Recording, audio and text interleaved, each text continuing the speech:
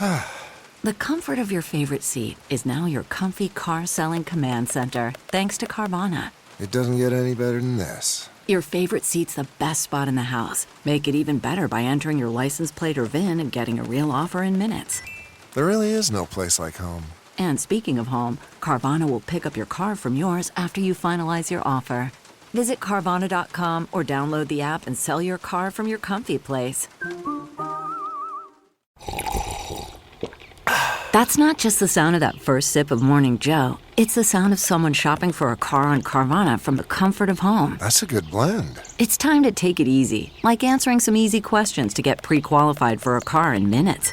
Talk about starting the morning right. Just like customizing your terms so your car fits your budget. Visit Carvana.com or download the app to experience car shopping the way it should be. Convenient, comfortable.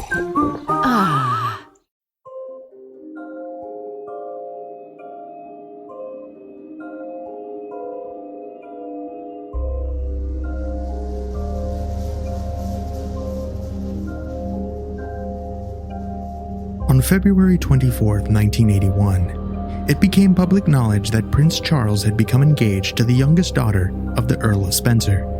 She left her job as a nursery school assistant and was whisked away to the regal residence of Buckingham Palace. A fairy tale beginning to a story that would end in heartbreaking tragedy. The young Princess of Wales would weather the crucible of life within the British royalty and the scandals that came with it, to emerge and obtain veritable global icon status, only to have her life brutally cut short by a fatal car accident in 1997. Before her body could even be buried, the media was awash with accusations and theories on how the brightest star of British nobility could have met her sudden end. Questions and criticisms of the official timeline of the incident would be the basis for several international investigations, but still leave, to this day, many mysteries about that fateful night unsolved. This case file joined the theorists as they delve into the most royal of true crime in the death of Princess Diana.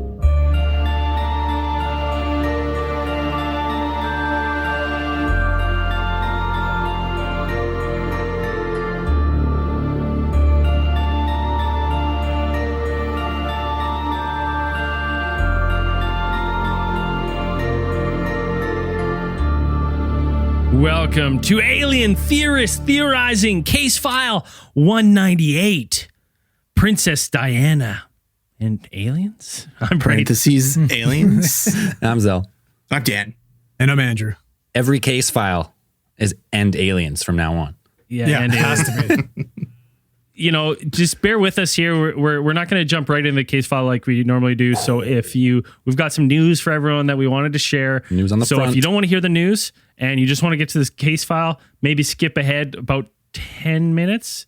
No, you talk for 10 minutes. That's aggressive. I don't know. You know us. We like to. You want to hear the news. Don't go Yeah, but you anywhere. guys told me we're not. Well, anyways, never mind.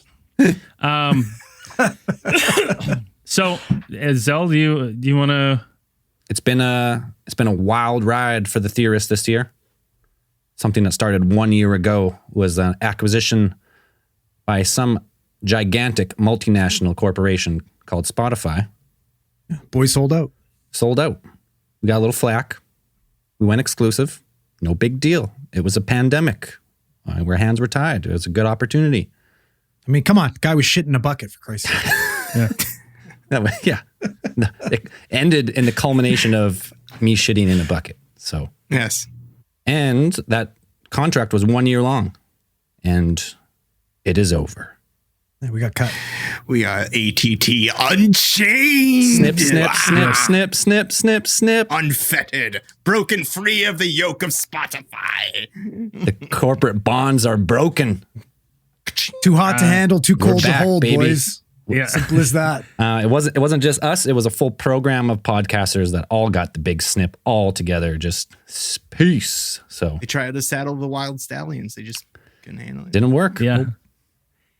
So And we'll get into like some big details, on the final days with that program. It's interesting, but we're not gonna air that laundry for public. You got to pay for that. That's going to be on After Hours today. But the good news is, leaving Spotify, like we said, we're no longer exclusive to them, so we have no more corporate overlords. So that means you're going to be able to find our podcast everywhere you get podcasts again. We're back. We'll be on all Go back and platforms. listen to us on any app. Should be nice. Any app. Probably this episode will be the first released on all platforms once again. And don't worry, some people are like, because we've made a couple cryptid statements, or at least I have, and people are like, don't leave Spotify, don't leave them. Our show will still be on Spotify. It'll just be also on there, will be Spotify. everywhere else.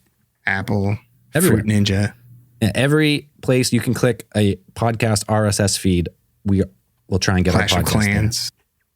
So that's it. It's over. It's over for your boys. So now, there's no better time to join Patreon than now. Yeah. Yes. The fun. podcast coffers are running dry quickly. Yeah. That's all right. Like I said, don't worry. The show's still going to continue on. Nothing we changes. Like doing it. It's Until the good- heat death of the universe. We should have started off being like, all right, we got some news. Like, this is our last show. We're done. That's it. Sorry, people who got ATT tattoos. Yeah. Yeah. The money gone. We out. Suckers. Yeah. Money gone. We're done. Done with the new venture. No, it's We won't come Yeah. back until we have 2,000 Patreon supporters. You can find us on OnlyFans. we'll be selling our souls everywhere. So don't you worry. Yeah, so that's the news. Like I said, we'll get into the more detailed version. But we're free. We're free as of last week, so we'll see what happens in the future. I'm sure there's some more exciting news coming around the corner. But Yeah. So hopefully, if you have friends who didn't want to make the switch to Spotify, let them know. Well, we're back. yeah, let 6 friends know Let everyone that we're know. back. We're back everywhere, man. Don't even tell them. Just be like, hey, did you hear the boys are back? That's it. Walk Boys away. are back down. Anyways, that's it. We'll get to more in the after hours. Tonight we're getting into Princess Diana and the conspiracy surrounding her death. Andrew really wanted to kick this one off. So Andrew, Yeah, I just wanted to start by serenading with everybody with Elton John's Candle in the Wind. Like All a right, candle perfect. in the Goodbye, wind. England's rose. No, I got to set the stage here. You know that's the what? part of the Candle in got- the Wind you're going to sing. Yeah, the beginning. Just that one part, and the that's beginning it. of it. The beginning of it. Where else do you want me to start? The chorus? Yeah. Live your life like a candle in the wind, never knowing who to blame in the rain. I should have looked up the lyrics before you did that. Yeah. Well, I never claimed I was going to sing it. I started it. You interrupted me. You had to steal the spotlight, like always. Well, you're going to love a joke I have later. Lovely. Okay, so I'm going to paint a little picture of what led to this certain situation. Now, like they were saying, I got a little bit way too into this. I started writing, and I wrote a lot. But the problem is it's in crayon, and I can't spell. So I might stumble a little bit. You also can't Bear read, with me. So It's going to take a while. There you but go. And we'll get There's there. that. he was too. using his 1-year-old child as dragging dictate. He's like, hey, no, write this down for me, buddy. Yeah, he was jotting it for me. My hands got tired. So anyways, let's set the stage that led to this certain incident. So Prince Charles, who had a long time on and off again girlfriend, Camilla Shand, who the royal family wasn't overly fond of due to reasons like she was known to being tomboy, flirtatious, promiscuous, and most importantly, she wasn't from a noble bloodline. And the family required Charles to marry a virgin woman. And obviously from her reputation, we know that Camilla was not a virgin. When things were starting to get overly serious, the would-be future king ended up getting shipped out with the Royal Navy. Some say he was kind of forced into this certain situation, and he was gone for about 8 months.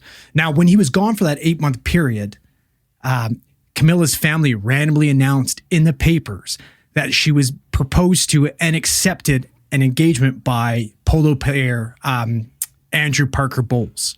Right. So apparently, not this engagement had not taken place yet. The family went and announced this ahead of time. Some people think they were kind of coerced into doing so, and now both Camilla and Andrew Parker Bowles were feeling massive pressure to actually go through with this because they would have been facing massive backlash and shame, right? If they were to come out and be like, no, that's not true. So they went ahead. He actually proposed, and they got married. Quite soon after that, leaving Charles an absolute fucking wreck. Camilla was his one true love, and now she's gone back with her ex-boyfriend, and he was absolutely miserable. Well, So now, if this sounds like, sorry to interject, but if this sounds like some fucking dirty gossip, like, you got to remember, over in the UK, like, this shit is on all the tabloids. It is insane. these are the It's rock like- stars. It's These like are the rock stars. They're the These are the Kardashians. Kardashians. Yeah. before the Kardashians, like before there was internet, like this is tabloid news, like every day, like Camilla, like unvirgin, tainted blood, like whatever you can think of, the tabloids were running it in this time, and like still to this day, the press runs wild with news about the royals. So like this was all public knowledge because the tabloid was printing anything they could get, and they're paying top dollar for people to turn information in on these people. So upon Charles's arrival back from the Navy, him and Camilla attempted to still be friends. Obviously, that didn't necessarily work out very well. Never happened. And an affair ensued. So that leaves Charles at that point in time. He's 31 years old. He was facing the situation that every suitable woman, like noble, had some type of status. These type of women that were in his age group most likely were not virgins, right? So his dating pool was starting to shrink smaller and smaller. And he was finding all this mounting pressure from his family to get the shit figured out because he's 31 years old. His child is going to potentially be the heir to the throne, right? Be the next So king. he's got Yep. all this pressure. And in 1977, his parents attempted to set him up with a woman by the name of Lady Sarah Spencer, who was the daughter of the Earl of Spencer. Now, unfortunately, sparks Can didn't you really say fly. that properly? Earl of Spencer. Earl of Spencer. Mm-hmm. Quite right, yes. Indubitably.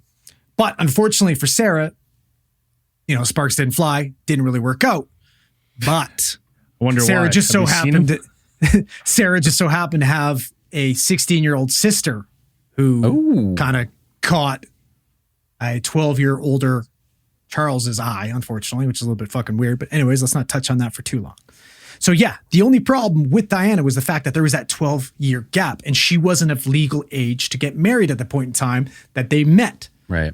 Now, randomly, Charles and Diana met again, like within days of her 18th birthday at a polo match. Within meeting Charles again after 18, they had seen each other 13 times since meeting again for the first time. And on the 13th time of them seeing each other was their wedding day. Get it done. So the family worked fast, right? Like, think about that. Now, at this point in time, Diana, zero romantic history. She was from a noble bloodline, and she was a and child. I'm talking 18, but yeah, you're right. Yeah, 18, she's yeah. a child too. She was being groomed. She was being groomed from 16. Exactly.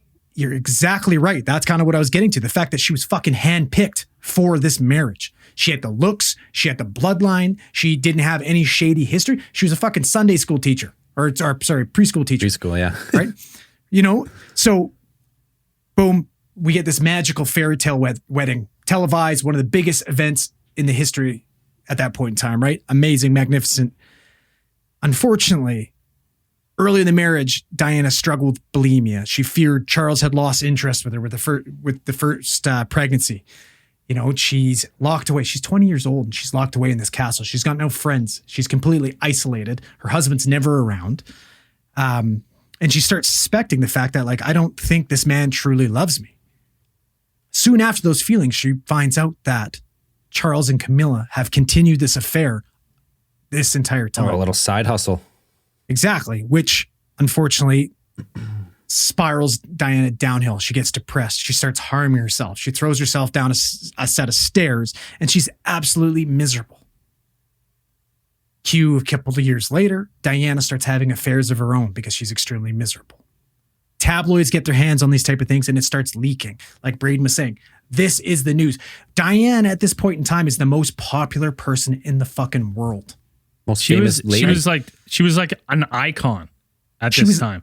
She was laying hands on people who had AIDS during during the AIDS epidemic, right? When people thought you can't touch somebody's skin, you're gonna get AIDS if you touch these people, right? She was doing amazing work for, she was an amazing humanitarian. She was beautiful. She was the most popular person in the world at this point in time. They called her the People's Princess. Like that was her title, the People's Princess, because she had a paying job, like leading up to her engagement. Like she was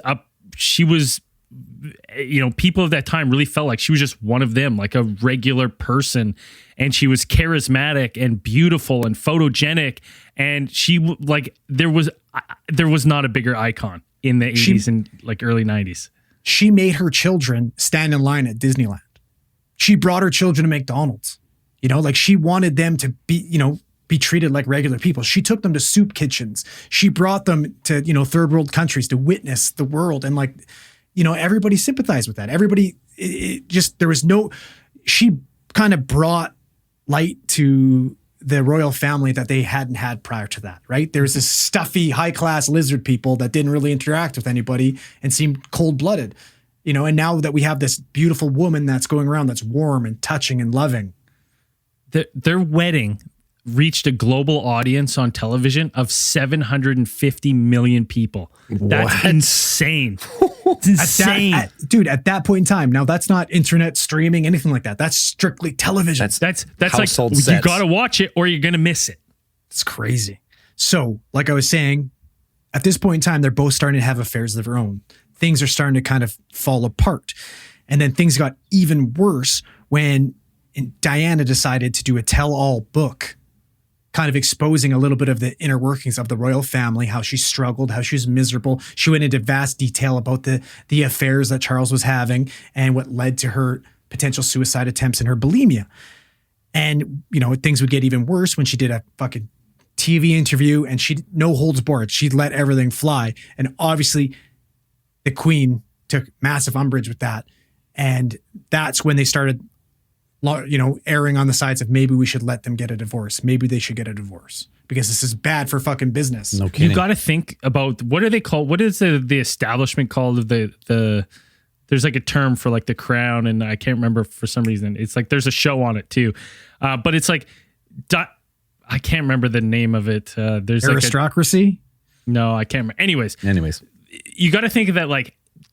Dude, the people fucking loved Diana, loved her. So when she's coming out and being like, man, this is shitty because these people, these are, the royals were already people that people didn't connect with. They didn't connect with them. They don't understand. They're like, these are like, hoity-toity, highbrow, like, Diana's like our people. So when she's saying that what they're doing is causing her discomfort, you got to think that like the public perception of the royals at this time was probably going in the dumpster pretty good. Well, how could they do this to this amazing, beautiful woman that just wants to help people? She's the people's princess, and look what they're doing to her. She tried to kill herself due to these people. That's a totally way. It was a way to vilify them. Yeah, right? They're getting at this time too.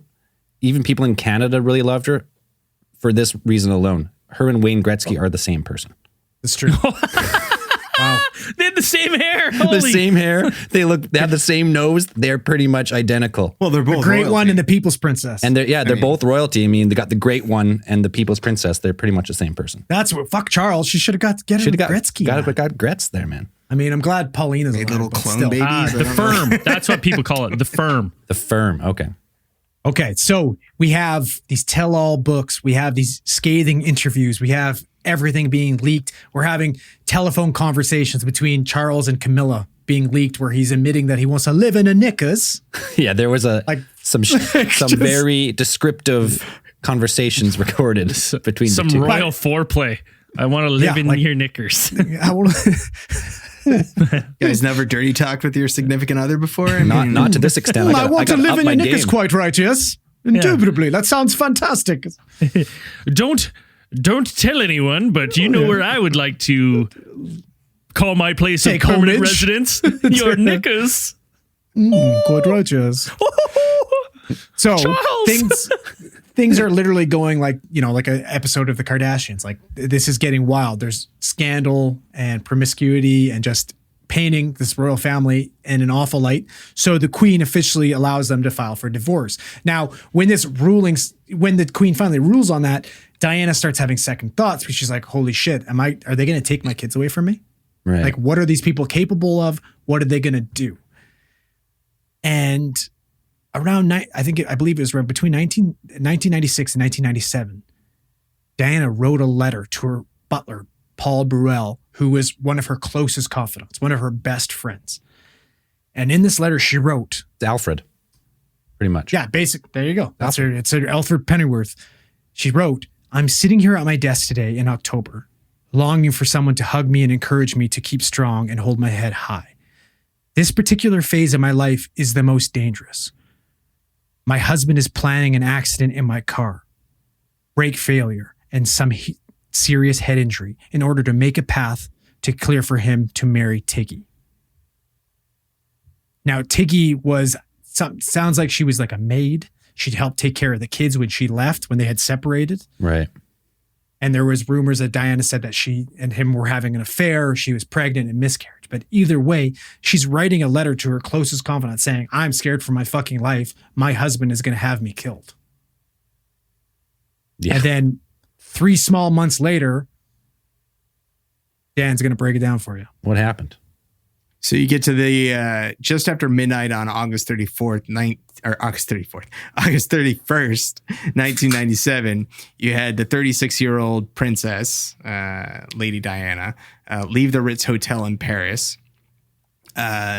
with her boyfriend at that time, or who she was seeing or had been reported to be involved with, Dodi Fayed. Al Fayed. And so her bodyguard also was accompanying them, Trevor Rees-Jones. And then they had a driver, Henri Paul, who was the deputy head of security at the Ritz. He had been instructed to drive a hired black 1996 Mercedes-Benz W140 S-Class. And they were going to use this car to elude the paparazzi, which had pretty much been tailing them since they had pretty much landed in Paris. The two were trying to get away. The main accepted story is they were trying to get back to Dodi's flat in Paris. And in order to achieve that without too much media coverage, they were going to take this car as opposed to another car that they had been traveling in without security, without like a big security detail following them to make it too obvious. Now, this car ended up in the Alma Tunnel. And unfortunately, at some point while driving through that tunnel, the car ended up wrapped around a concrete pillar. Determined that the speed was probably about 60 miles per hour or 100 kilometers per hour. And the princess, Fayed, and the driver, Henri Paul, were all killed. Rees-Jones was injured but survived. And that leads us into as to where we sit on that. There are many different, I want to say, inconsistencies or things like that kind of pop up or that have been alleged in recent years, like immediately after the crash. You had tons of theories popping up about what happened to them, what perhaps had preceded the events of this tragedy. One of the most vocal conspiracy theorists being Dodi's father, Mohammed Al Fayed, Billionaire, owner of the Ritz Hotel and Harrods. Yeah. So he had the money to kind of get stuff into the media. So he was feeding out a constant stream of ideas about what happened, alleging people alleging the British and everyone from the royalty to the British and French government about that they were involved somehow in what he saw, the murder of his son and Princess Diana. He claims like assassination pretty much. Right. Yeah, and it was a gruesome scene because this car was being pursued by the paparazzi. Witnesses say it clipped a slow moving car, which may have caused it to lose control and then crash. And then rather than, there was some paparazzi who were following who made attempts to go and help, but many others just stood back and took pictures of the scene rather than helping them, right? It was like this was their money shot. of the People's Princess. So it's like there was outrage. Let's be honest here. Like, in all honesty, there's absolutely fucking nothing those people could do. Zero. But the fact that you can sit back and just profit off of this gruesome horsing instead of at least going or maybe even putting your cameras down and being like, hey, let's put this shit away. Like, I understand you got bills to pay and people to feed, but there's got to be sickening. a limit, right? Park your car, block the road, put the camera down, call the ambulance, and just like, you know. But so let's get into one of the first theories of why people think there is an issue is because, you know, there was a lot of public outrage to this. So people wanted to know what happened. They wanted a public inquest. They were like, what happened to her? We know of these notes because they're being leaked to the tabloids about her being worried about dying in a car crash. We want a public inquest. And that inquest was shot down almost immediately by the royals. They didn't want any of that, kept it all in house. So, you know, there was the public are reaching for answers. They're searching. And one of the ones was, well, what took the ambulance so long? Why was it so long for her from when she was in a car accident for her to get to a hospital? Especially when it was found out that an ambulance took her body, which, you know, by all reports, they may have got her back at some point, and they went past the nearest hospital to a further hospital. And from my notes, she crashed at 12:23 and she didn't get checked into a hospital till after 2. Yeah, 2 a.m. is what I have. Yes. Right. So when people start looking at that time, they're going 2 hours? Like, especially when the nearest hospital is only 4 miles away. One, like for me, when I think about it, I go, if I was in a car accident, for me to get to a hospital in 2 hours that's unacceptable. Right. It's especially now you're talking about someone as famous as Diana, you know, who has paid bodyguards. You're in France. It's not like you're in the countryside, like you're in a metropolis.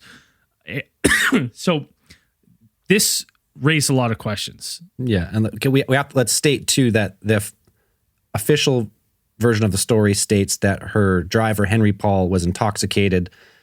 He was either fleeing the paparazzi or for whatever reason he was speeding through the tunnel and he crashed into the pillar, and they all succumbed to injuries but one. And that is the official. That's what's told now. And there's a lot of questions that's going to come up. Well, the tabloids September 1st ran articles about Mr. Paul saying drunk as a pig. It made all the headlines in the tabloids, and they said he was 3 times over the French legal driving limit and had 1.74. Yeah, and he had a carbon monoxide level of 20.7% when he died.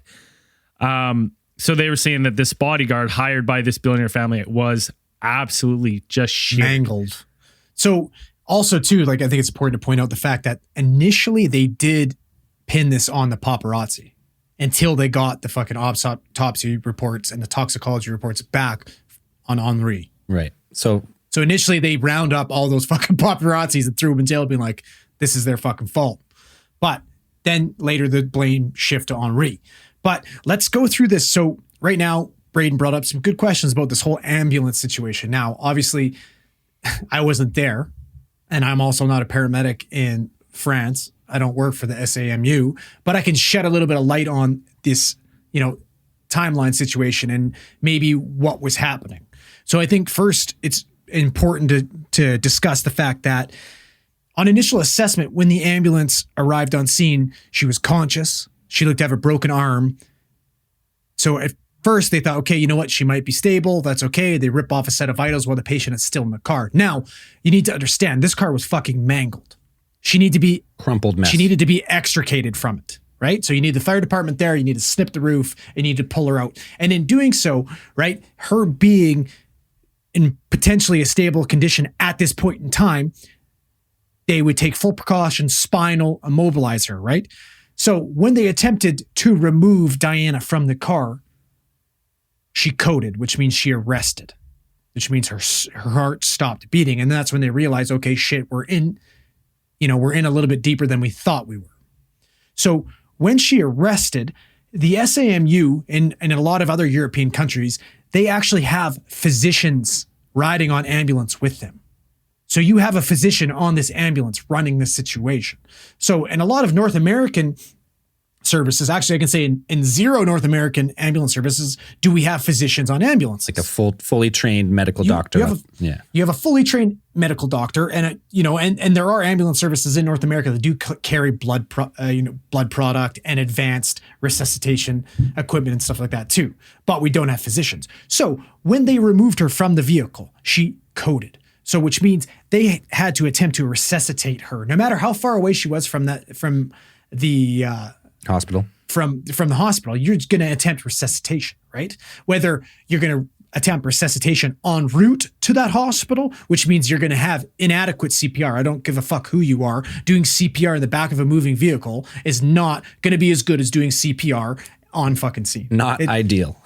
No, it's not. But in a traumatic situation, a lot like North America, we're like, listen, this person needs an emergency room. They need blood product. They need to be in the care of physician. We're going to get them there, especially if they're only 4 miles Just away. ASAP. Yeah. In this situation, they had a physician on scene and they worked her on scene. So you got to keep in mind, it's got to, anywhere it's going to take between 30 to 40 minutes to extricate her from the vehicle. She arrests. We got to get Ross. We got to get return of spontaneous circulation. She's got to be intubated. She's got to be treated for shock, which means she's probably getting blood products because she's hypovolemic. Okay. Then you initiate transport like they did. And then there's this big query as to why they stopped on scene, or they stopped en route to the hospital for 26 minutes. And my head leads me to believe that she probably rearrested. I think that's actually what happened. And they had to stop and start her again.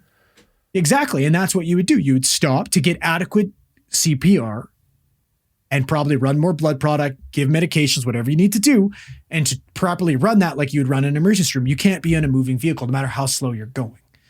Okay. So when we do get her to the hospital, we find out that unfortunately Diana had a displaced heart, had shifted to the right side, which initially ended up tearing her pericardium, which is the sac that covers her heart. And there was a small rupture in her pulmonary vein. Now, the pulmonary vein is what brings oxygenated blood back into your heart, which then gets circulated throughout your body. And that is an extremely rare injury to have, and which could lead to like stuff like a hemothorax, which is your thorax is filling with blood. You're putting pressure on your lungs. Your lungs aren't going to completely being able to expand properly, so you're not getting adequate ventilation.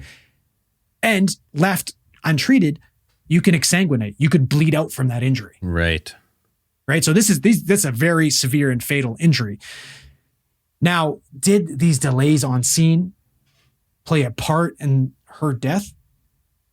Potentially. Perhaps. But surviving that injury to begin with, very fucking rare. One of the issues, I think, where this comes, where people question this, is that, friends of the victims and stuff, when this thing were happening, were getting calls that they had been in an accident. And people were being told that Diana was up, alert, holding her arm, and walked into the ambulance. So from that to then all of a sudden going into cardiac arrest, raised tons of, bells for everyone, be like, well, what is this we hear about, her walking, and the tabloids are just running everything, right? So you're reading this, that she was alert, walking, and then cardiac arrest, and then people are genuinely concerned about, like, well, what's the story here? Here, the thing is to the fact, like, you look at that vehicle, and if they actually allowed her to walk out of that car without spinal immobilization just due to the mechanism of that accident, is fucking ridiculous. Yeah. Right. But that's again speaking from our protocols. I don't give a shit if she's conscious. But the thing that you got to remember too is the fact that's a small rupture in her pulmonary vein. So it's not going to instantly start spurting and she's bleeding out, right? Like, she is going to be conscious if she didn't have some sort of fucking head injury. You do a quick blood pressure. You know what? She's obviously initially her blood pressure is probably high. Her heart rate's probably jacked up because she's losing that blood and it's trying to compensate. So you don't necessarily know. Do you think maybe she's stressed out from the scene and that's why her blood pressure is high right now? But that being said, she's not going to be immediately hypotensive, especially if they only arrived on scene within like it took them a couple minutes to show up. The accident happened at what, 12:43? They were there at 12:45. But that like all I'm trying to say is they don't have X-ray vision, So right? So they're checking her vital signs and they're reacting to her vital signs. they bring her to a French hospital. I try to say the name. They take her to a hospital that isn't the closest. And what people need to understand that it's like taking you're having a fucking heart attack. They're not taking you to a primary care, what's that, urgent care center, right? They're taking you to a primary care center. They're taking you to a tertiary hospital so they can fucking treat you. Right? Like just like when I was working in Vancouver, somebody's having a fucking heart attack outside Children's. You're not bringing an adult to Children's. You are taking them and bringing them into VGH, right? Like we do trauma bypass all the time because hospitals are not equipped to treat these people. You have to go to the proper hospital for what the person's suffering. This person's heart has stopped. You need to take him somewhere who has some type of like cardiac cardiac ward. Well, Now- they don't necessarily know that she's suffering from a torn pulmonary vein at this point in time, but she needs a fucking thoracotomy. Yeah. Yeah. So right? Like, So she arrives at this hospital at 2:06 in the morning. She receives an open heart massage for nearly 2 hours. And at 4 a.m., she's officially declared dead.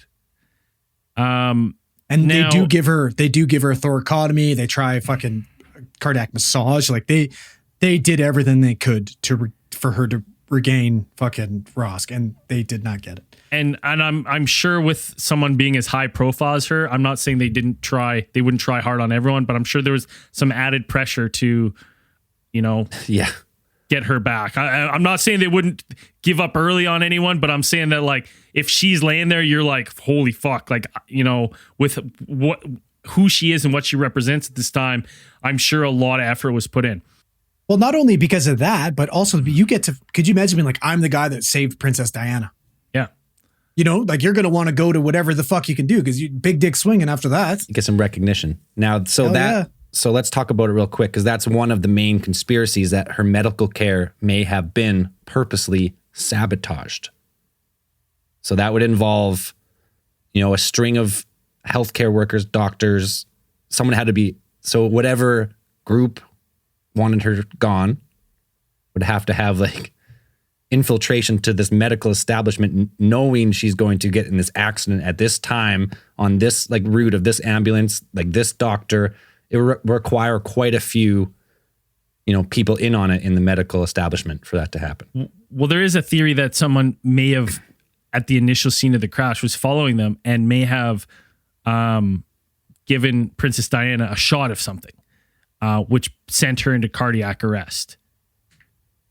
Right? That was one of the leading theories. And because of the reports, again, unsubstantiated because it's all tabloid press, is that she was up, alert, walking, holding her arm. Her friends got a call saying that she may have just injured her arm and shoulder. Next thing you know, she's having 2-hour heart massage and people are like, genuinely shocked. So people thought that, right? But did they? Is that because it came up on the autopsy? Like yeah, there may have been a puncture wound, but like you brought up, Andrew, is that like they may have given her some sort of anti-clotting agent, right? Well, exactly. She could have got tranexamic acid, right? Yeah. Which I would give her. We don't give it by push, like by a needle injection. We give it IV on a drip, but that's only Canada. Everywhere else gives it by a fucking IM push. Like just slam it into their leg or something and let it fly.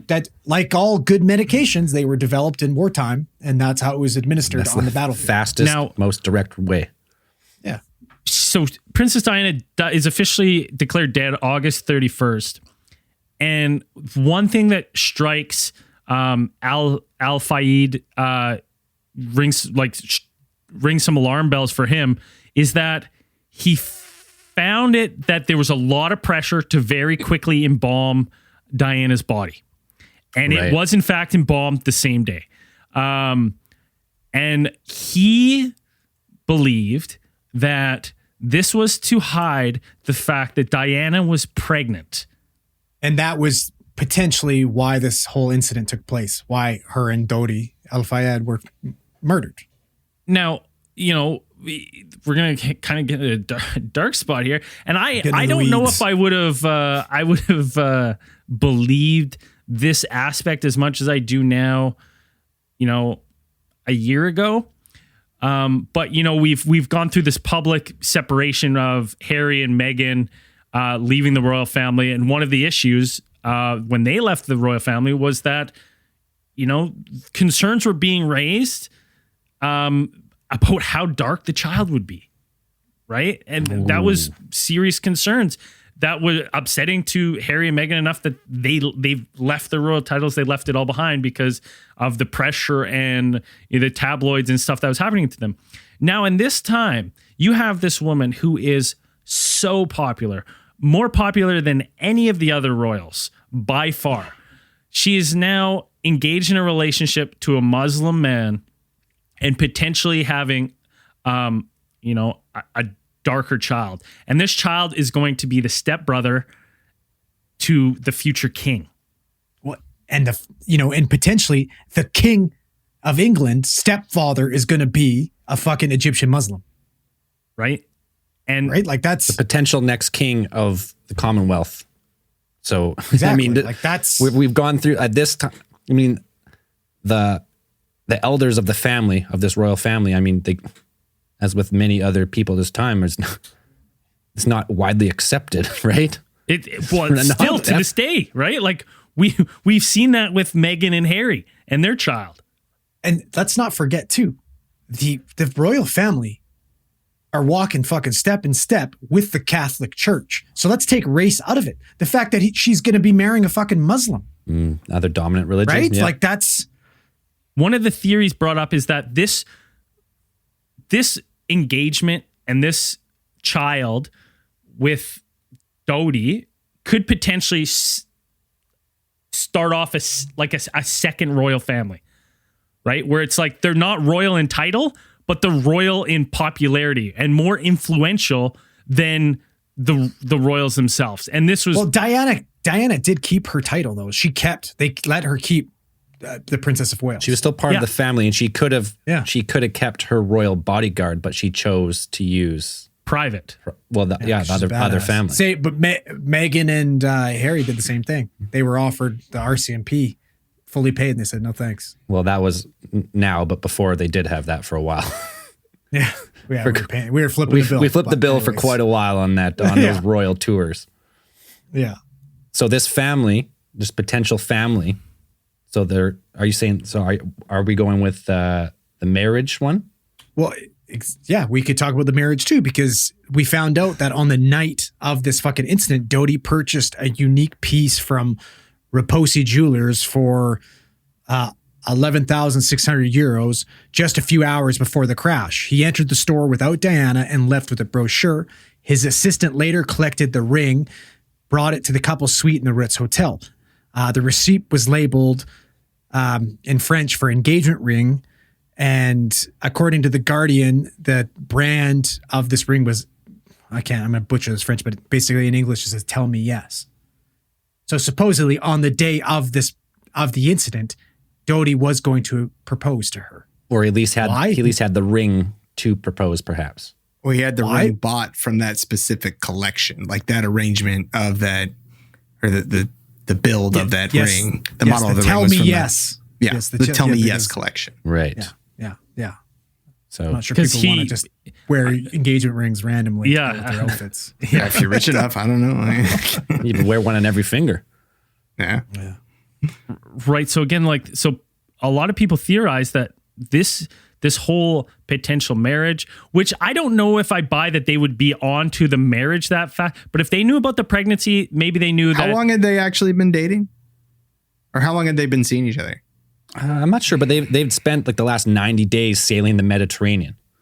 Not very long. They had not been together for very long because Diana had just gotten out of a previous 2-year relationship But go ahead.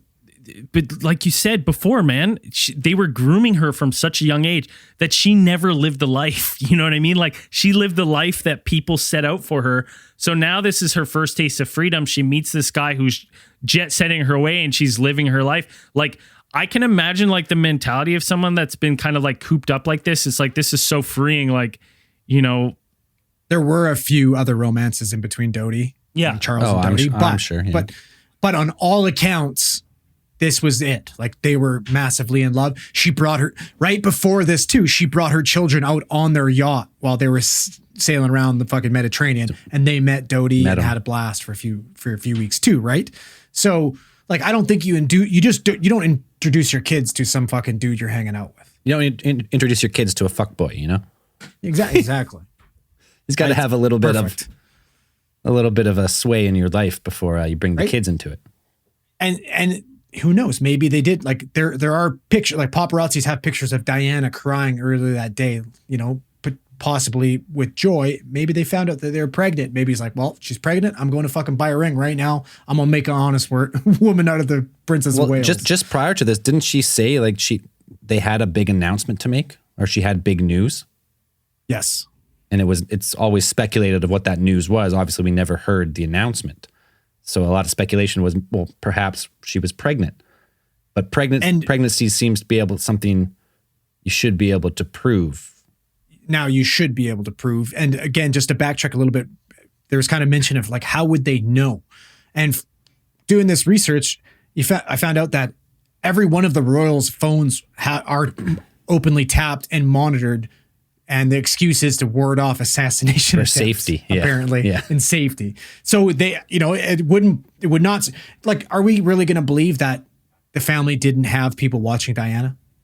Especially when the fucking boys are with her? She's a freaking loose cannon at this point in their eyes. Yeah. So, and she's got Harry and William, like the fucking heirs to the throne. You don't think they're being watched? Like, you'd have to be fucking naive to think that. Yeah, definitely. No.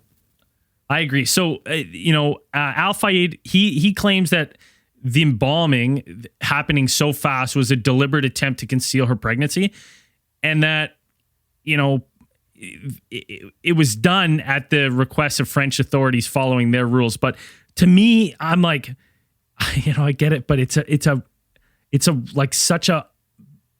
royal from another country. Like, that seems like a cheap out for me. Where it's like, well, we got to do this. To me, like when I start to read this part, it really starts to feel like, when we saw the rush in like JFK's assassination. Like there is this, there's all this like, dude, government and all these processes are slow as fuck. There's red tapes and stuff and but it seems like when this happens to important people, they're just like, wheel them out, like get them out of here, like we don't want it, hot potato, like embalm it, ship it out, send it on its way. Like I'm like the process goes so fast that you can't even take a step back to be like, hey, maybe we should just check on. Nope, we're not checking nothing. Full steam ahead, baby. Right? I got one job, embalm, and I'm here to do it right now at 4 a.m. Well, I think it's in the afternoon, but well, it's funny too, because you'd think like out of common courtesy, you would have contact with the other country and be like, listen, we have the body. What do you guys want to do? Yeah. Do you want us to send it? Do you want us to just to keep fucking nice, easy, common ground and peace with that other fucking country instead of being like, fuck you, we're shipping that down to fucking Pierre's 24/7 embalming, company. He's going to get it fucking done. You're getting it how you're getting it. Well, yeah, it's like, what's the, it all that seems super weird. It doesn't sit right. Like, it's just one of those things where it's like, as you get into it, you're like, this seems strange. It seems rushed. There's like, we're going to protocol. This is what we always do. And you're like, okay, well, this is a very unique case of a person. It's not just your average person from a car accident. You want to embalm the body for presentation. It's like, no, this is the world's most when did they famous... definitely know it was Princess Diana that they were dealing with? Dude, immediately. They had paparazzis following everywhere. Them, right? Like when the call came in, they're like, this is Princess Diana. She's in a fucking car and everybody's dead except for her. Like immediately. I get the paparazzis are the one that made the 911 call, I'd imagine. They were the ones that were on scene with her. The first on scene. And I'm saying, if there's someone like Princess Diana, authorities know. French authorities, if someone like of that caliber doesn't get to just walk around a city, whether they want to or not, people know. Like right now, if Harry was in my hometown, the RCMP would know. people know. People like, know. They would be like, there's no way this is just like a random thing. Like, as the second it happened, they would be monitored. Like you would know their whereabouts and stuff. You would know. This isn't a thing where it's like the next day they're like, that was Diana. Oh shit! Whoops! Like they That fucking blonde, knew. that was her. Get out of town. But Dan, that kind of brings up another interesting point. Is that there's no, in that tunnel there is cameras. There is cameras. There's like 12 of them, 14 of them. But yet there's not a single surveillance video of the crash. Yeah, well, they just weren't working that day. They never It's seem not to a work. big deal. You know? They just weren't working. Similar to the Pentagon when it got hit with the 747 and no security cameras working there. The tunnel too suffered. They must be the same company, man. And Some the same cell block with Jeffrey Epstein that the cameras just turned off as well. It's not like that entire fucking country is monitored fucking every inch of it by CCTV. Like that's not a thing. That's not a thing at all. All right, but before we get to some more theories, because we got a bunch more to go through, let's take a quick break, grab a beer, and we'll be right back. Man, that sunset is gorgeous. Grill, patio, sunset. Hard to get better than that. Unless you're browsing Carvana's inventory while you soak it all in. Oh, burger time. So sit back, get comfortable. Carvana's got thousands of cars under $20,000 just waiting for you. I could stay here forever. Carvana, where car buying meets comfort meets convenience. Download the app or visit Carvana.com today. That's not just the sound of that first sip of Morning Joe. It's the sound of someone shopping for a car on Carvana from the comfort of home. That's a good blend. It's time to take it easy, like answering some easy questions to get pre-qualified for a car in minutes. Talk about starting the morning right. Just like customizing your terms so your car fits your budget. Visit Carvana.com or download the app to experience car shopping the way it should be. Convenient, comfortable. We're back. So we left off with, even though there was a number of cameras in the tunnel, the cameras didn't capture anything. So that led a lot of people to believe that this may have been some sort of assassination attempt covered up. Like they had taken control of the cameras or turned them off to hide whatever they were planning. Yeah, exactly. Now, who wants to go into what evidence we have of that? Or what theories we have of that? Of it being an assassination Yeah. or the cameras? Assassination. Okay, here's one. It is small. This one was really weird for me because you kind of already touched on the fact that Henri Paul, they did his toxicology report. He was 3 times the legal limit, 1.74. 3 times the legal limit in France, 2 times in England, which leads me to believe that might be a little sketchy. But so he was 3 times the French limit, and he had he had carbon monoxide poisoning. That's what I found strange. 20.7, which is super bizarre, right? And also, when they did the toxicology, they showed that he was on his normal Prozac medication, but I think he had more in his system than he normally does. The weird thing for me is they do have video footage of him in the Ritz leaving with Diana and Dodi and I forget the bodyguard's name to go to the car. Now, when he's leaving, you have visible footage of him bending over, tying his shoes, tying one shoe, tying the other, getting up and striding out the door. Now, this is a man that's 3 times above the limit and doped up on fucking Prozac and supposedly having carbon monoxide poisoning. Now, this man has 0 gait disturbance. He's moving around perfectly fine. Like his stance, walking the way fine. he's walking, there's no wobble in his step. He's walking cleanly. Now, from experience, not taking it, but dealing with people who have mixed Prozac and alcohol, right? You're mixing SSRIs with 1.74, like 3 times the legal limit of alcohol. I don't give a shit if you're an alcoholic. You're fucking obtunded. You're in a coma. You're snoozing.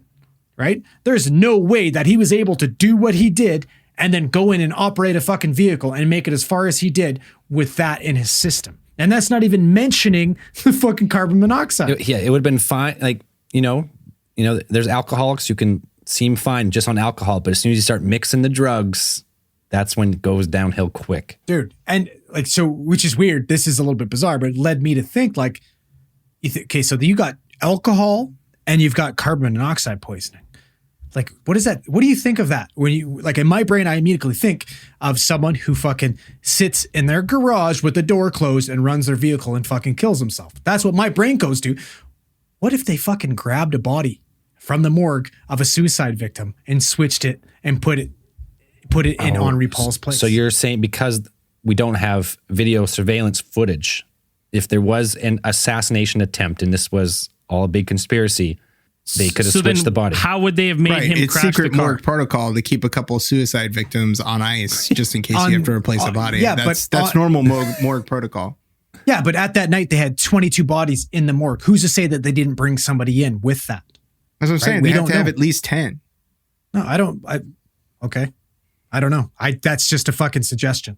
Like, that's just possibly one of what the they theories. did. Because how else, where do you come across people? Like, somebody that has that level of carbon monoxide poisoning is not operating a fucking vehicle, is not having a conversation, is not sitting there in front of a fucking a princess and her fucking potential boyfriend or whoever the fuck it is, and a guy that's supposed to protect both of them, who's paid to protect both of them, and allowing him to get behind a wheel and fucking drive a car.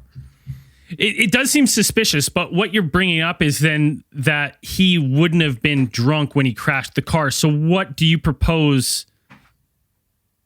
How did he crash the car then?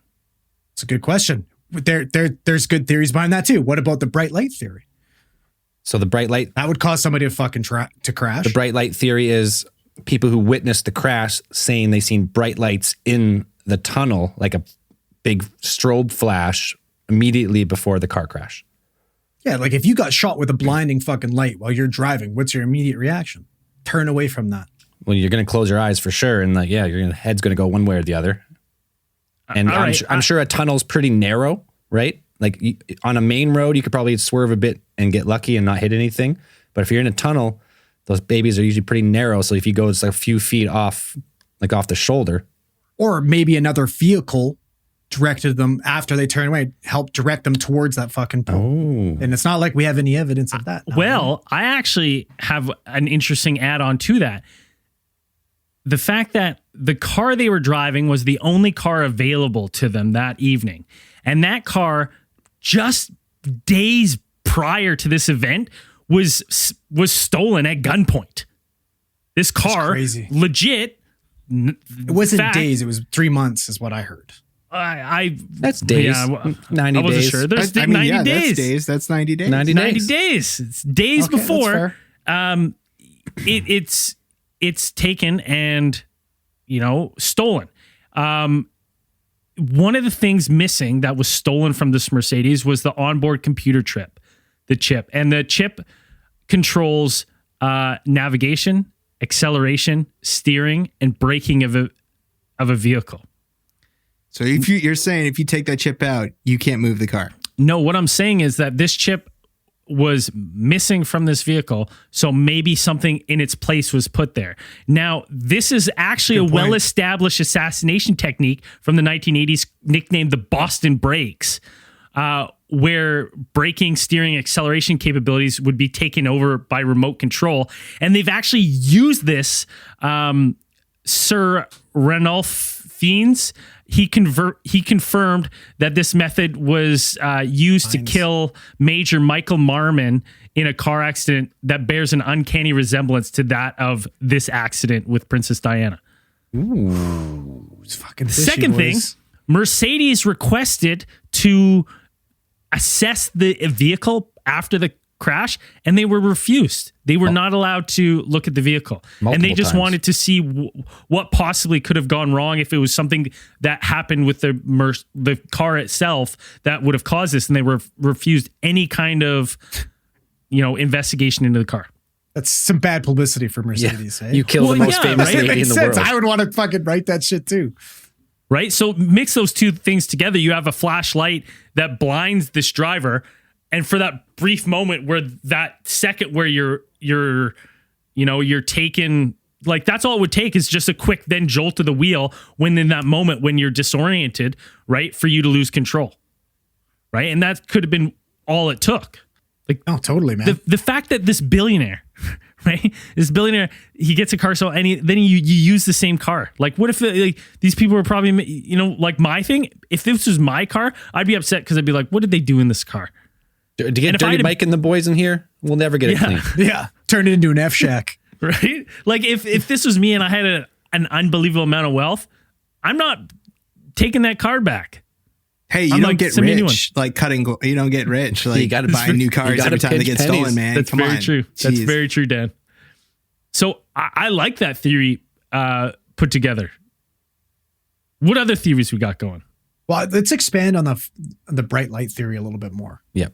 Because there's a little bit of meat to that. Because not only were there other witnesses that state they saw that bright light, but there was an ex MI6 agent that came forward that said that he saw plans for those same type of fucking things to be used in assassination attempts. Right? What was the name again, Dan? It was Talking about Slobodan Tom- Milosevic. Oh, the person? Oh, Slobodan Yeah. Milosevic. Yeah. Yeah, like they had plans to assassinate him in a similar method. Was it not in Paris as well? Was it not planned to be in Paris? Or did I read something different? Oh, that'd be crazy. Same fucking tunnel too. Like that. Just the same plan. But Yeah, the exact same plan, but they're like, a similar, I don't similar remember Maybe plan. they seeing if it was thought Paris. Princess Diana was Slobodan Milosevic. maybe. Got it all wrong. Could you imagine mistaken identity? And then we get Goodbye England's Rose. Horrible. But yeah, like that's pretty fucking nuts, man. Right there, like Braden said, maybe they took control of the vehicle and they used the bright light in the same one just to ensure that they're fucking dead. Right. Well, I'm just saying, if I'm alert and driving and my wheel were to lose, like I can make a corrective action. But now you mix where I'm like blinded for a second and my senses are off, and then something jerks the wheel. Yeah, you know what I mean? The chances of recovery for me, I'm probably not going to recover the same as if I was just alert holding the wheel. Especially if you're boogieing trying to get away from the fucking paparazzi. Yeah, you're going Yeah. 100K through the tunnel. Now, there is the reports too of the white Fiat, which seemed to clip the car immediately before the accident and then was gone and seemed to be untraced for a while. Which was interesting because like right when this accident happened, there were all these like a lot of suspicion revolves around the fact that the vehicle was removed right away and the fucking cleaners came in and scrubbed that fucking thing clean. Right? Like that night they came, there was nobody was dusting for fucking prints. There's no forensic shit done because they're like, oh, it was, it's an MVI routine shit. Let's clear this tunnel and get traffic moving. And then they send in the cleaners to come in that normally come at night, make sure the tunnel's sparkling clean. But they ended up finding, like, I believe it was like cracked fragments of a taillight of a white Fiat. And then they ended up matching that to some white skid marks on the Mercedes. Right. So there was police evidence of a vehicle collision prior to the accident, is what they're thinking. Exactly. And then you had witness reports, I think maybe from the paparazzis, that there was a white Fiat seen fleeing the scene. In all the like reenactments that you can see online, they show it hitting the vehicle, first hitting a Fiat and then losing control. Hitting a Fiat and then, skidding out of control, trying to correct its path and then crashing into the pillar.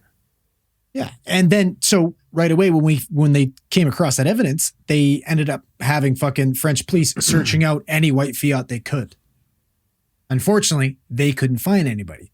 But El Fayed's detectives ended up tracing a white Fiat with a repair bill for I believe it was like a left taillight, which would have been the same one that was damaged in the incident, to I think it's a James Adnanson. Andanson? Yeah. Who just so happens to be a paparazzi that claims and is on record as saying paparazzo who was on Paparazzo. who was on scene at the night of the fucking incident. Yeah, the repair. I read that the repair bill was that, but also perhaps a repainted, like a paint job, And a paint job. and like sold the car and got tried to like erase his tracks.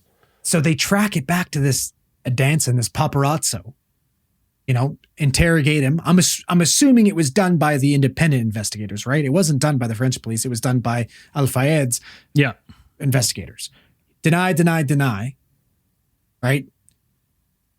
Then shit gets super weird after the fact. What happens to our buddy Danson? He's not found dead in a car, is he? No, not a car that was burnt with his head in the fucking other seat beside him. Like, there's no chance of that. No, There's no chance of that, is there? No, and not that far after the accident. Like 6 months, 8 months later. No, it's longer than that. It was in the 2000s. It's 3 years. He was Oh, it was 3 found years? in May 2000. Yeah, he was found in his car that was burnt with his head in the fucking passenger seat, in May of 2000, and it was ruled a suicide. So he crashed his car at such violent force that his head popped off, and No, he didn't crash his car. They explain it somehow. The explosion caused his head to pop off. Yeah. so what? Yeah. He lit his car on fire. Yeah, And I they think- exploded it. he poured petrol all over his car and then lit a cigar and lit his car on fire. Because he was so ashamed of fleeing the accident scene of Princess Diana that he committed suicide 3 years later by blowing himself up and having his head explode off his shoulders into the passenger seat. And there are rumors of him possibly working with MI6 in the past, getting pictures and information on other high-profile people that have mysteriously died in other bizarre circumstances. Well, he claimed that he was a MI6 informant, is what I read. So that he would, but is that a bold claim to kind of like bolster yourself? Who knows? But this does, when you look at it like this, it is 3 years after the fact, but it does feel like convenient that when they're tracking him down and they're like, hey, we know who he is. We got it. This was obviously an extensive, expensive search. And hey, he's now dead. He suicided himself. You're like, to me, that's one of those ones where you're like, God damn, that's convenient. God damn, that is convenient. What a coincidence. How long did it take Operation Papier-Mâché to fucking take place? Like, that shit wasn't happening right away. It took time, right? Maybe they didn't even stumble upon him. They didn't even get his name till 3 years later. We don't know. We don't know. Now, there is lots and lots of other theories, but Dan, you've been awfully quiet. Like, did you not have any theories about this, or? Oh, I don't know. I was just charging up the nuclear crazy. You guys want me to get into it? Well, no, it's here. I want to hear. You want to hear the real truth, I want to hear the real truth. Well, I want to hear but the Dan's truth. not the stuff that you guys are trying to peddle. All this garbage that you guys are trying to. You want to hear the real truth? There's hundreds of theories. The military got her, the MI6 got her, but Dan, We're going to talk about. Oh no. Are we going to talk about Big Well, Landmine? it was the MI6 and it wasn't the MI6. The actual murderers, the assassins of Princess Diana were a rogue MI6 element that assassinated Princess Diana, who was the embodiment of an ancient moon goddess, and sacrificed in accordance with traditional satanic practices in conflict between two main factions who vied for control over her bloodline, her sacred bloodline. So firstly, you had the New World Order faction, which was founded on an alliance between King William III, who founded the Bank of England, the modern system of finance and national debt, and all of that beginning during his reign. And then secondly, you had the true nobility of Europe. And you had these two factions vying for control of not just that Europe, but the world itself. And Diana, unfortunately, got caught between those two powerful factions. So let me ask you first, where did the crash take place? in a tunnel. In a tunnel that struck pillar number 13. Crash, and yeah, you're true. So the crash did take place, but specifically it took place near where a place of ritual sacrifice of historical significance known as Pont de la Alma, which can be translated into the Bridge of the Soul. And this site is ancient, dating back to the time of Merovingian kings and even before that, during pagan times, that this place was historically and culturally important all the way back to then. Now, let me ask you another question. Where did Robert Johnson sell his soul? At the crossroads. Is it at Pont de la Alma? No, it's at the crossroads. At the crossroads. Now, Pont de la Alma, where it's constructed, is the spot where Diana died. And that road actually goes through the tunnel, which is crossed on the surface by another road, which leads onto the Pont de la Alma bridge. In fact, that spot is a veritable maze of crossroads. Oh. Interesting. So you can see the importance of crossroads and are very important. Like they're vital to some sacrificial acts, and some of that can be traced back to some esoteric rites of sacrifice and things like that. That can tell me whatever rebirth, where this is where the devils and demons congregate. Things like this is a place of great power where you have different lines of spiritual energy connecting and crossing and emphasizing each other, re-energizing each other. Now, when did this take place? When did this entire thing take place? August August 1st. No, And not the what first. Roman goddess is associated closely with the month of August? Goddess? Mm-hmm. I don't. I don't know. Diana, Get the fuck out of here. also known as Hecate. And she was seen as pretty much the Roman equivalent to the Egyptian deity of Isis. And Diana, Princess Diana, much like her namesake, is also considered to be the protector of the lower classes. Like Andrew mentioned before, she was one of the people who championed, causes that had to do with poverty and with disease and things like this, people who were downtrodden. Very similar profiles, if you ask me. And like Andrew said before, what was the number of the pillar that they crashed into? 13. The 13th pillar. 13 is a very important number in numerology and numerical symbolism all through different cultures and different, probably esoteric arts and things like this. So let me ask you, when is the festival day of the goddess Diana or Hecate?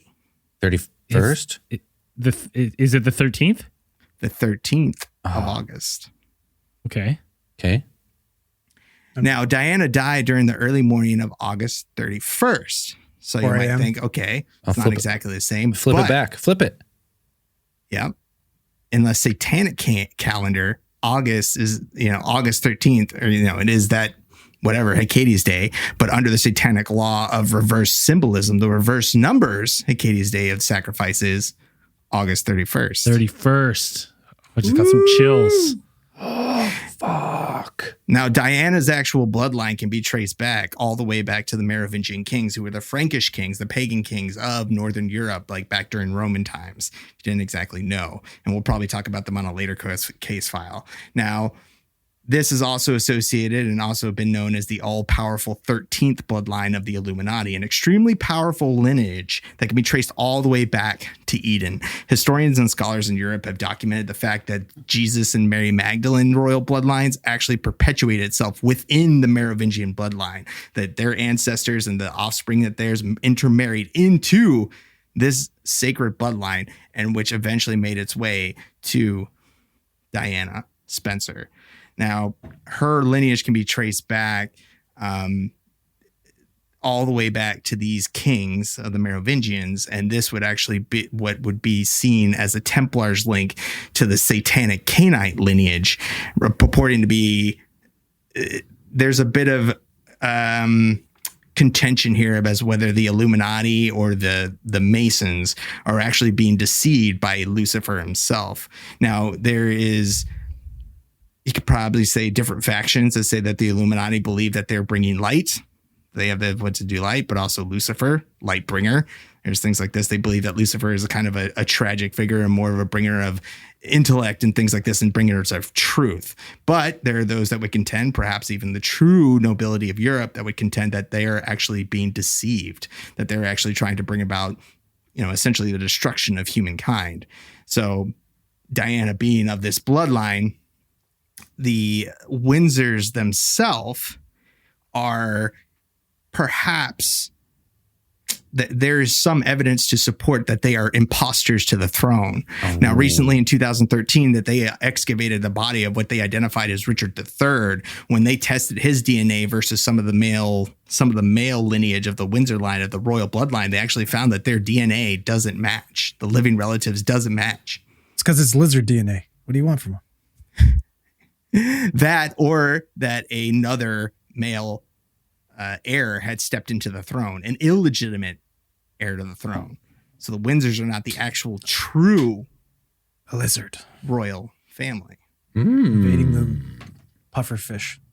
Now, some people have suggested in the chat that perhaps that the royal family is actually after the sons of the union of both the Windsor bloodline, perhaps trying to actually legitimize their bloodline with melding that with that of the ancient kings, and perhaps which can trace all their way, their line all the way back to the bloodlines of David in the times of Israel's kings. Now, so William's birth would, of course, be enormously significant. And his birth is actually steeped in a ton of occult symbolism. And he was actually born shortly after a solar eclipse, which carries a large amount of significance, in terms of, the union of both the sun and the moon, both the male and the female deities and things, sun god and moon god, and kind of this entire, celestial alignment. Now, if you take all that together, the rogue MI6 element, which MI6 is controlled by the Windsors, the current ruling family. Right. Now they stepped out, this rogue element stepped outside in order to try and stop the royal family from trying to fulfill a prophecy that says that the union, from the union of both these two bloodlines will come essentially the Antichrist, will become the god of the one world government. Shit. So if you take that and William and Harry having 3/4 of true nobility in their blood as being descended from the House of Stuart, which is some consider the only true royal bloodline, it's those two who, according to the prophecy, will, one of them, probably the eldest one at this point, would take control of the world. So whoever controlled the two royal princes, William and Harry, would control the world. So now Diana was in the way of them trying to fulfill that prophecy. And she perhaps, like you said, being a caring mother that she was, didn't want this kind of life for her sons. Perhaps she was inducted at some point into this knowledge of the occult and things like that. Some type of eyes And wide she shut didn't- party. And she didn't want that. And she tried to get out. And the best way to influence the young princes at that point was to get her out of the way. So they could indoctrinate them from a young age. Wow, Dan. Wow, that was fucking very well put. I mean, That that's was- it. That's the holy only shit. explanation. There's That's no unbelievable. other theory that could possibly That's be it. true. I'm all in. That's the only thing we can do holy here. fuck, Dan. That's amazing. Something about the Antichrist, I'm in. Yeah. Sold. Just my good old pal, the Antichrist. Let him in. As let's get into our final thoughts. Mine, I like to think of what Harry and Meghan said in a more recent interview is that Meghan said that you got to remember there's the family, the queen, the princes, the king, the dukes, whatever. And then there's the firm, and the firm is like, it's like an entity on itself that just runs perpetually, like, the operations, and they're separate. And she says this in an interview. I think at this time, this was a big deal to the firm, like the people who run the corporation of the royals, like the branding. This was a big deal to them. We know after the fact that they did get some blood from Diana and they tested it in a private lab to see if she was pregnant, and there was no signs of pregnancy. So, Yeah, there's no HCG in her blood. So she, we pretty reliably, we know she wasn't pregnant because it was a private lab paid for by the father. Would they have the reach? I would imagine he would have the reach and the money to kind of pay for, proper testing. However, there is a lot of inconsistencies that coincidences that happen. Are they happy coincidences with the car being stolen before, a chip missing, if that's all to be believed? I don't necessarily think the royal family was involved, but I do believe that the firm, even if they, this may have been a happy accident for them, they definitely, this was an outcome that was beneficial to them, I think. How much involvement they were it's hard to say because there are these loose strings that you can pull on, and there's some stuff there, and it's weird, and you ask questions. So I believe the firm may have been involved in somehow. As for Dan's peyote theory, I don't give much stock into that part. You're not ready for the truth. Not ready to handle it. That's what I think. We didn't even get into all the theories. We ran out of time.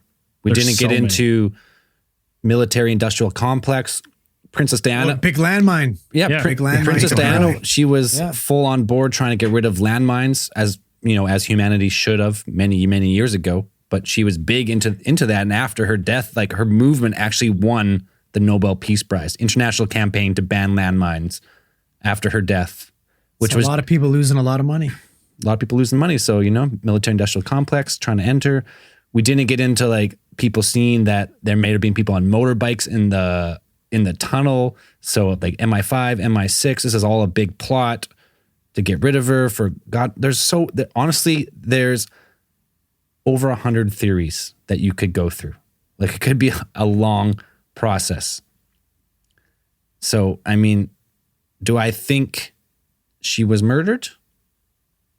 After reading everything, it just, to me personally, there's like how many car accidents, deaths a year or a month? Let's say, I don't know, a million? More than you can Astronomical. count. Yeah, More than you astronomical. can count. It just, if you're going to kill the princess, it just doesn't seem like the right way to do it. There's how many other ways could you have done it? And Poison her. It would have been so much easier. I don't know, like some type of like EMP pulse stop her heart from a distance. Why do you have to like? How do you know this is She was only, how old was she? She was 36? 36? All right. Like it'd be hard to believe that she just had a fucking sudden cardiac arrest. But people, it happens to people. It's so random. Well, you said they took her out to sea, and they could have just made her disappear in the Mediterranean. Yeah. Like when it was Sunk out, the whole out boat. on the boat But with that dude's. maybe she a feared good for her point. life. That's why she brought her sons on the boat to protect her, because they're not going to sink the fucking air. That's true. But I mean, what was there in the end? What was it? The Pajot report, or Paget. Papier mâché. I thought it was a That's Paget. how I watched the videos said they say Paget. Paget. Yeah. Paget. That seems like an American way to say it. But either way, the Paget. But that's how report, the British say it. That's how the guys say it. sure. The Paget report. They actually did. It seemed like they did a pretty good job looking at everything. So you'd have to say that investigation was compromised as well. But it just seems like she died in a car accident. It does. Like there's no way the medical establishment of France, of Paris, was in on, like that would have been a lot of people you had to like pay off and silence or infiltrate. Like it, I don't know. What the injuries were real. Like They she, were what's there to fake Yeah. there? The injuries were real. She sustained real injuries from this. What caused the crash? I'm not sure. Yeah. But she sustained real injuries, and they did try to save her. yeah. So if you're going to plot an assassination through car crash by either, because they replaced that computer chip in the car, did they take over the car and crash it? That's not a guaranteed death. And it almost wasn't. No. Like, other than a freak tear in her pulmonary vein, she probably would have survived. And you could debate all day, like if they got her to the hospital quicker to the right cardiac surgeon, could they have saved her? Maybe I don't it think wasn't. so. Maybe they didn't need her to die though. Like maybe we think that maybe they just needed Shut her up. Dottie to go, right? Maybe. Like what they're like, we just need one of them to go. Yeah. Right. Yeah, that's They fair. rolled the dice, and they maybe it wasn't specifically her, right? I'm just in the if we believe the theory of they were involved in this, it's like Yeah. maybe it just didn't have to be them. They were just trying to get them apart. I mean, Dodie wasn't the first Muslim that she dated, though. She did date Yeah, a it's Muslim true. surgeon for 2 years. But That's what I mean. By all accounts, he wasn't broke really a off now. practicing Muslim. There's a lot of stuff we didn't cover that we could have still, covered. just the title. I'm giving the theory of that this was a conspiracy a 4 out of 10 Gimlins. 4 out of 10. Low on the Not Gimlin quite scale. a Bigfoot. Yeah, Not quite a not quite a Bigfoot. Andrew, what do you think? I can't get past the note. It's fair. I can't. Yeah. I want to poo poo it. I want to go with the easiest explanation because I love poo pooing on this kind of stuff, but I can't get past the note. She was worried for her life. Can't. And not only she didn't quite predict the fucking brakes being cut, but she predicted the fact that they were trying to kill her in a vehicle. Right? Yeah.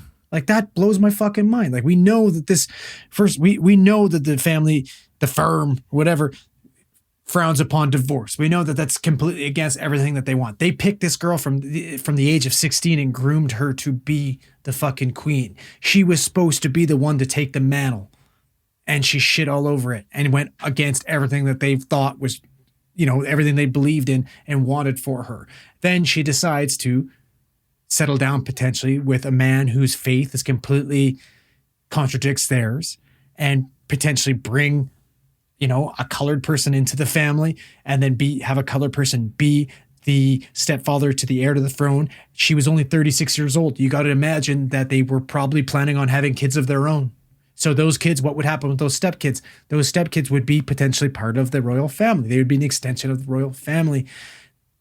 From everything that we've ever talked about these people on this podcast, and that's before this podcast, the only thing I knew about was Diana, and I knew it was really sad when she died because my mom cried.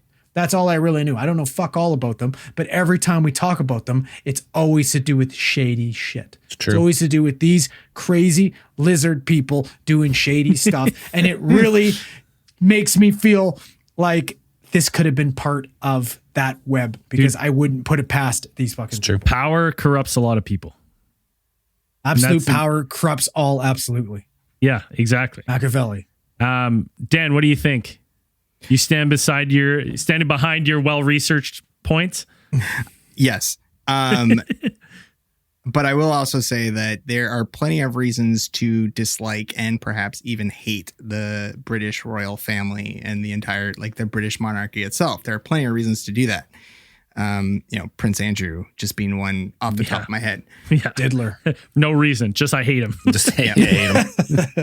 It's his name. Fuck him. Just that guy, his name, and Andrew's a pedophile.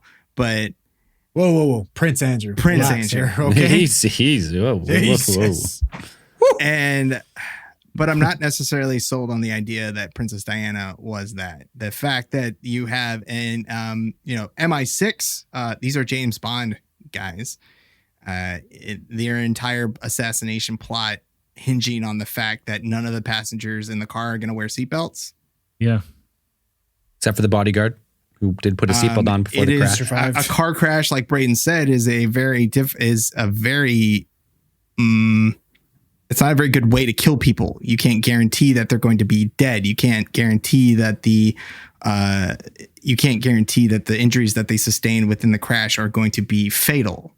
Well, you got retractable seatbelts, like Braden said, when it was kidnapped or when the car was stolen. They just retracted them right on impact. Just got rid of them.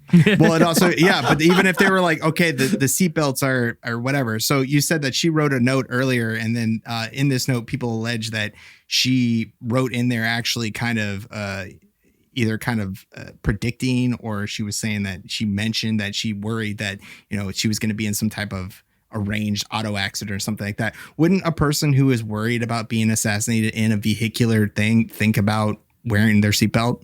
Wouldn't they be conscious of that? With the royals, right? This was with her. But that's her whole life, though. Her life is royal. She is, she was inextricable from that lifestyle.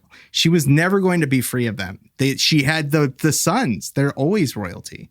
She was always filmed and taking pictures of wearing her seatbelt, always, on all accounts. And that's why this was so bizarre. Some people speculate that maybe she took her seatbelt off so she could duck her head to hide from the paparazzi. But she was always seen with her seatbelt. Or her seatbelts didn't work, and Mercedes wanted to investigate why they weren't wearing the seatbelts. Maybe they're faulty. And the whole time, the seatbelts didn't work. Why would she get into the car if the seatbelts didn't work in the first place? Because it was if she was worried about quick being escape. killed. Because in an it was a automobile quick accident. escape. They set that entire thing up, right? They threw out a decoy car as they all ran into this one and took off. Yeah, It's a lot of factors to put into an assassination plot. There is. There's a lot of stuff. Even then, it's not guaranteed necessarily that you're going to have that dude drive at 60 kilometers. He could have went the speed limit. Yeah. Well, but what happens if people were controlling the car? That's true. Yeah, there's a lot of theories. There's a reason this. Put some of that Tesla, a little bit of that Tesla RC technology. I don't even think over. we touched on the point that about the blood samples. There is that bit thing where they took the blood samples. Apparently, the first blood samples they said were reported to be taken from Henri Paul's heart, but they hadn't been. They'd actually been taken from his thoracic cavity, is what they said later. So his monoxide was not as high levels, and that's why you had the stuff like that. That was one explanation.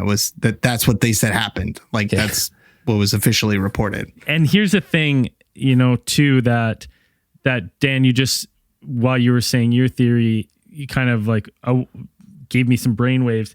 Is that the person who handed this note in, this alleged note from Diana, was her butler, right? And with Diana dying, this man stood to lose everything he had, right? And there There's were a- also accounts that he was able to mimic her handwriting very Right? closely. So almost like completely. now here's the thing: we know the tabloids are spending oodles and oodles of money bribing people to get information about all the family and all the dirt and stuff. His meal ticket has passed away, and like, dude, there's something to be said that your closest friend and confidant is your butler, like someone you pay. It's hard, so it's like, is it out of the realm of possibilities for me that he forged that note and turned it into the tabloids for a quick, huge payday before this? I thought like you can forge, but it's not the same thing. Like I'm pretty sure they put that through rigorous testing to find out. I don't know how much the National Enquirer or whatever fucking tabloid printed it gives a shit about disproving it. but they want that so- hot headline. Yeah, but Mohammed Al Fayed went through and did that shit and put that through his fucking investigators and stuff like that too to prove that was legit. I didn't. So I mean, we didn't. read that. It's a very long topic that there's no way we could do it in one case file, but we did. Yeah. We tried. Anyways, hey, since the Randomatron is still lost in space or wherever the fuck it is, Gone in the multiverse. I do have a little bit of space news. Well, first off, you know, we've been talking about it for a long time. The billionaires are headed to space. We saw Sir Richard Branson kind of get to space. He peaked. Flirting with space. He peaked into Flirting with it a space. bit. He Just the tip. got there. Just the tip into space. Just see how it feels. Barely. Richard, he just wanted to be the first of the three, and he barely made it. What did he Right? do? Count Barely. it? Do we Still count made it? Are we counting it? Well, I think one of those Like things where it's everybody like, else counts it. I think it's one of those things where it's like, okay, Went to the technically, Edge of space. Like edge of space. he just So he's grazed it. no longer a space virgin, is what you're saying. No. You like that? He did make it was quick though. He was went quick. to Yeah, he just got, the tip, in and Yeah, out. just dip, in and He's out. still not a virgin he anymore. got to That's perfect. 85 Still counts. kilometers above sea level, which depending on who you ask is the edge of space. 85K. Just there. He got it poked in. Just got But it. now, in a couple days, so as of listening this, it's already going to happen. Jeff Bezos is going to fully penetrate space with his huge dick rocket. Woo! And Creating supervillain Jeff Yeah. Bezos. he's changing his villain name to Jeff Bezos. Then just Bezos. Yeah. His ship Yeah, is it's- very phallic looking. Well, he's Yes, gonna it pop would up be. there into the secret Amazon space station that's floating up there and be like, haha, I don't have to pay taxes now for sure. I live in space now. It's some like Dr. Evil It's shit. just It gonna opens keep up. going to the moon. It's just gonna keep going. Like if they think he's gonna come back, he's just gonna keep going. Get my So income on taxes July now. 20th at 8 a.m., you can watch it, the launch. So he's Jeff Bezos is going to be penetrating space. That's all I had for space. And it's just a little bit of Bezos is space going news to scrub Branson from the record books. He's going to be the first billionaire to reach over 100 kilometers above sea level. So Yeah. he's going. They're anticipating 106 kilometers, 350,000 feet, and they'll be in 0G for 4 minutes. Richard Branson did that big speech while he was talking about, like, he did that big long speech while he was in space. And I hope Bezos is just like, fuck you, dick. Fuck you. Yeah, you know. I mean, these guys got big egos, man. Yeah. Big egos. That rocket's pretty cool. They got fucking big ass windows on that thing to see. You can see all out of it and all that stuff. The It's pretty capsules, neat. yeah, it's got like 5 giant windows around, like full rad. 360 view. The video is going to be awesome if it doesn't blow up. So, It shouldn't. Alexa, play Spaceos. anyways, so let's, we got a theory of the week. We do. Whoa, another theory of the week that we do not condone, but if you do it, Stop doing it. yeah. Make sure it glows in the dark. Yeah. That should be the requirement. Andrew, who is it? Our theory out of the week this week is Jack Bennett with his badass ATT anklet tattoo. It looks Yeah. like it glows in the dark. It better. I hope. Dude, it looks awesome. It does. And I'm jealous because we're all supposed to have them and we keep pussing out. Our listeners have got tattoos before we said. We said when we signed to No. Spotify, we would get tattoos, and now we're not signed to Spotify, so no more tattoos, I guess. Yeah. We win. The next ATT teardrop tattoos. That's Yeah. yeah, exactly. Little logos. It Murdered tears. that Spotify deal. No So more good. Spotify. Yeah, we don't condone it. Tattoos are permanent. It's your own free will, but goddamn, it's cool. Looks cool. Looks cool. Looking Get you logo. Therapy of the week all the time.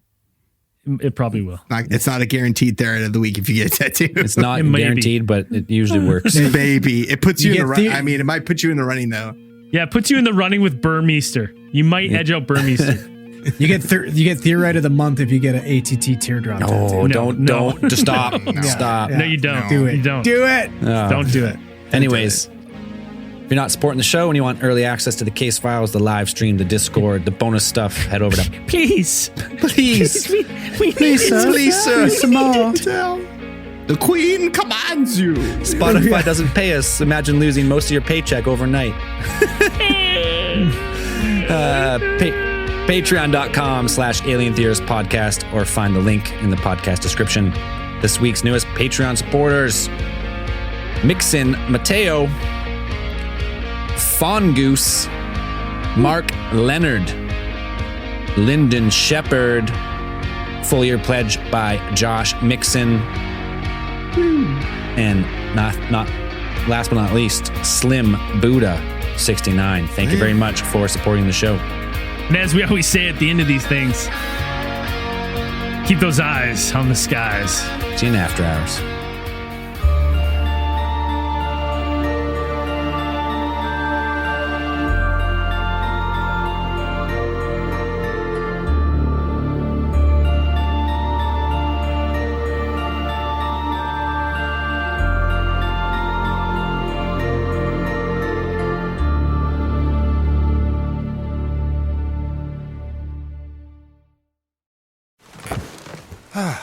The comfort of your favorite seat is now your comfy car selling command center, thanks to Carvana. It doesn't get any better than this. Your favorite seat's the best spot in the house. Make it even better by entering your license plate or VIN and getting a real offer in minutes. There really is no place like home. And speaking of home, Carvana will pick up your car from yours after you finalize your offer. Visit Carvana.com or download the app and sell your car from your comfy place. Man, that sunset is gorgeous. Grill, patio, sunset. Hard to get better than that. Unless you're browsing Carvana's inventory while you soak it all in.